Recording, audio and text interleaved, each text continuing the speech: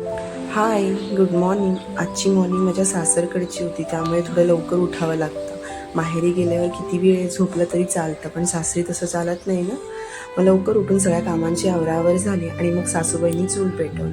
आम्ही रत्नागिरीत राहत असलो तरी पण हे आमच्याकडे चूल वगैरे पेटवली जातेच आणि वर्षाच्या 12 महिने आमच्याकडे चूल पेटवतात. मग लाडोबल देखील चुलीजवळ येऊन बसला. थंडी खूपच होती, त्यामुळे ह्याला पण शेकोटी घेण्यासाठी इकडे आणून बसवलं. त्याचे पाय पण भाजले. थोड्या वेळाने उठला आणि त्यानंतर हे आमच्या आजूबाजूचा परिसर. माझ्या सासूबाईंनी भाजी पण लावली. ही पाल्याची भाजी आहे. त्यानंतर हे काळी मिरीचं झाड आहे. हे बघा, काळी मिरी पण आहे आमच्याकडे आणि सुंदर सुंदर अशी फुलं पण लावलेत माझ्या सासूबाईंनी, कारण आमच्याकडे चारही बाजूला फुलझाड आहेत आणि मध्ये आमचं घर आहे. ही बघा, छान छान प्रकारची फुलं आहेत. आणि त्यानंतर मग हे आमच्याकडे चिकूचं झाड.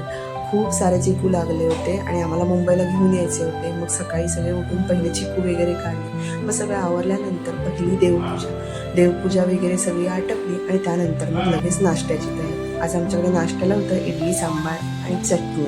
हे सगळं झाल्यानंतर आज हळदी कुंकू होतं, त्यामुळे मी आणि माझी जाऊबाई दोघींनी मिळून रांगोळी काढली. आता माझ्या जाऊबाईचं मी तुम्हाला पुढे सांगेनच.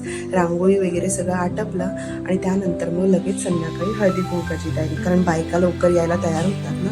मग मी सगळं आटपून हळदी कुंकाची तयारी केली, कारण माझ्या जावेचं हे पहिलंच हळदी कुंकू होतं, त्यामुळे तिची जास्त तयारी होती. मग तिचं सगळं आवरून घेतल्यानंतर आम्ही दोघींनी थोडंसं फोटोशूट केलं. तर ही माझी जाव.